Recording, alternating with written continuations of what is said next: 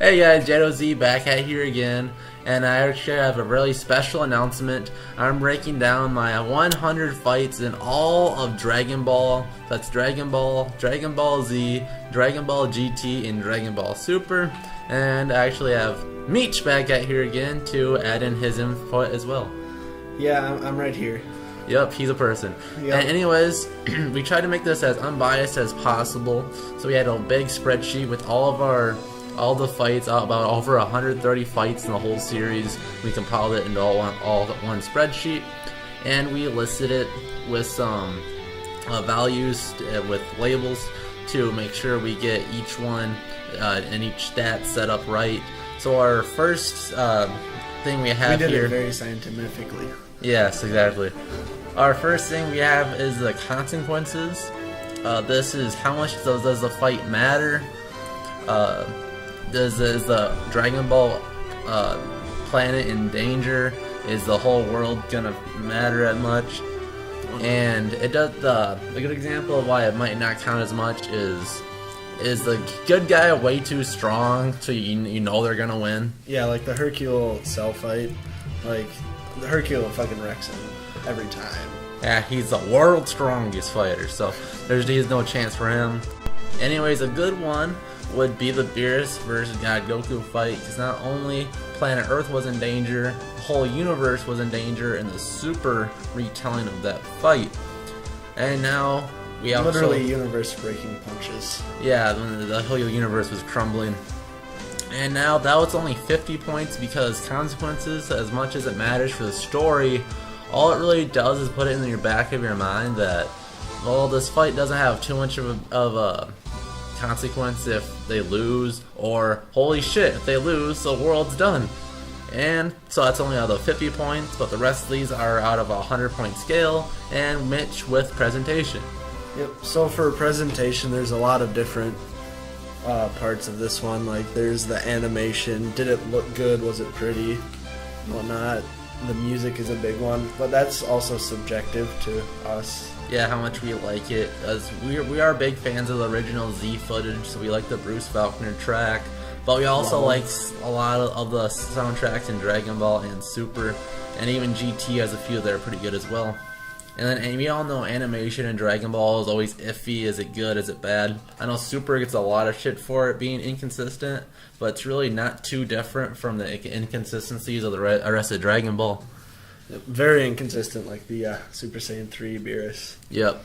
And another big thing with the presentation are the one-liners. How cool the lines, like when Frieza's shitting on Vegeta in the Resurrection F movie. All hail Prince Vegeta, Prince of No One. There's shit like that really gets a fight. Yep. Sounded really cool. Welcome to the end of your life, and I promise it's going to hurt. Yeah, probably one of Mitch's favorite fight from Vegeta vs. Pui. Yep. And definitely. Then the whole build up to the fight. A good example of this is a lot of the tournaments. They really build up that last fight very, very well. And so that covers the presentation. And one of the biggest things for a lot of Dragon Ball Z fans is epicness. How cool is it? What about that, Mitch? Yep. So epicness, I mean, it's how cool it is. Yeah. Did it give you a boner? Did it not? Yeah. Do you have to erectile dysfunction after you watch it? All this happens. This really covers in Z power-ups, big things, Super Saiyan transformations, how cool that looks, how cool are the attacks. Really simple too. A big power-up sequence. How well did they do it? How much of Vegeta is a badass. Yeah, again, Vegeta's will probably take a lot of these too. Yep. And another one on our list is uniqueness. Now this is pretty straightforward. Have you seen it before in Dragon Ball? Is it a recurring theme? Have you seen it 30 times already? Yeah. So, like, new abilities would be huge on this one, like Deborah's spit. Yeah, the Stit Stoner. And all kind of like the magic things like that would be big. Yep, haven't seen that before in Dragon Ball. A not unique thing is all the original 13 movies. Everybody loses, Goku comes in there, gets a random ass power up and wins. So that's what would bring uniqueness down. Mm-hmm. Now another big one is pacing. Pacing is pretty simple. Does it drag on too long? Is it too short? This is again based on the fight. If they're two evenly matched guys, it should be a little bit longer. But if there's a big power difference, it's just fine if it's a little bit shorter. Yeah, like the Goku versus Frieza fight in the original Z. That one was literally 4 hours of screen time. Yeah. Way too long. They're ridiculous. And a lot of the tournament fights had a lot of... Oh, they fooled you. They thought that someone would lose, and they bring them back up. And one with good pacing would be the Android 19 versus Vegeta fight, because Vegeta comes with a big power-up. He's way stronger and pretty much beats the ass out of Android 19. It took a little over an episode, I think, and it was just pretty much perfect. Vegeta showed off how smart he was in the battlefield. And how strong he was. Yep, and he was a badass all along. He always is. So that covers our grading. So we have 4 things that are worth 100 points, and consequences is only worth 50. So that brings us to a grand total of 450 points, which making it so a 450 is a perfect.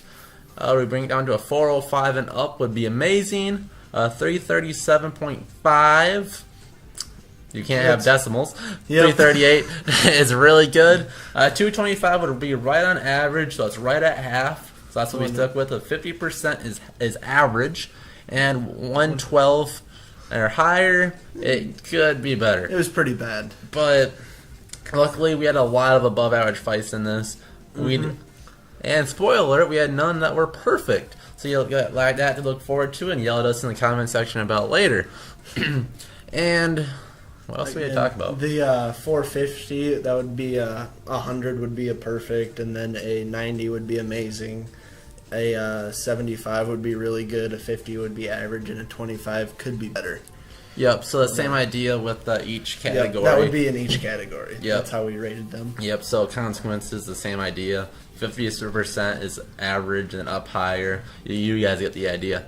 Alright, so now that we covered the grading, we'll cover what an actual fight actually is. Now, it sounds pretty self-explanatory, but we had to specify this so we could make sure when group fights, wouldn't it just be a singular fight, or would we break it down to every single one? So how we did this is every fight had to have a winner. So in a group fight that would have, say, the Frieza versus the Z Squad people, you had Vegeta, Gohan, Krillin, eventually Piccolo came, and Frieza went through all of his forms. We count that as all as one fight because Frieza beat all of those guys.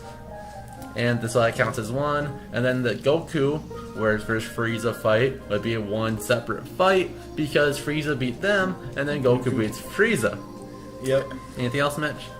And then when Goku went Super Saiyan, that was just a continuation of the fight because he hadn't won yet, as an example. Yeah, so it wouldn't be Frieza beat Goku before he goes Super Saiyan, that the whole Spirit Bomb still didn't work, and then the Goku gets the support from Krillin dying and goes Super Saiyan, then Goku gets that win, and it's not a separate fight. Alright, so that covers that, and hope you guys look forward to seeing our top 100 list. We'll be starting this very shortly, and have a good one. We'll be on the channel real soon. See ya.